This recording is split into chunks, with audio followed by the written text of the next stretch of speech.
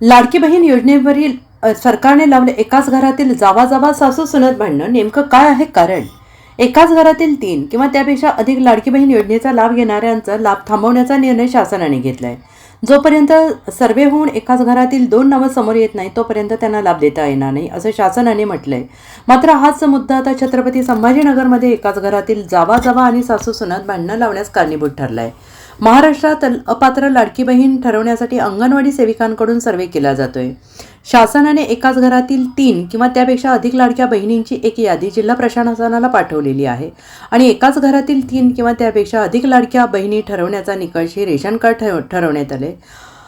छत्रपती संभाजीनगरमध्ये एकाच घरातून 3 किंवा त्यापेक्षा अधिक लाडक्या बहिणी लाभार्थींची संख्या 80,000पेक्षा अधिक आहे, तर 21 वर्ष वयापेक्षा कमी वय असणाऱ्या लाडक्या बहिणींची संख्या 20,000पेक्षा अधिक आहे. याही पुढची महत्त्वाची बाब म्हणजे अंगणवाडी सेविका ज्यावेळेस हा सर्वे करायला जातात त्यात त्यांना अनेक समस्यांना सामोरं जावं लागतं. एकाच घरातील 2च लाडक्या बहिणी लाभार्थी ठरवताना सासू सून आणि जाऊ अशी भांडणं लागल्याचा अंगणवाडी सेविकांचा अनुभव आहे. लाडकी बहीण योजनेतील लाभ घेतलेल्या तब्बल 26 लाख महिलांची ग्रह चौकशी होणार आहे. एका घरामध्ये 2 पेक्षा जास्त महिलांना लाडकी बहीण योजनेचा लाभ घेता येत नाही. मात्र 2 पेक्षा जास्त महिलांनी लाभ घेतलेल्या तब्बल 26 लाख महिलांची यादी महिला आणि बालकल्याण विभागाने तयार केली. या सर्व महिलांची विभागानुसार चौकशी करण्यास सुरुवात करण्यात आलेली आहे. Bureau report, SBN Marathi, Chhatrapati Sambhajinagar.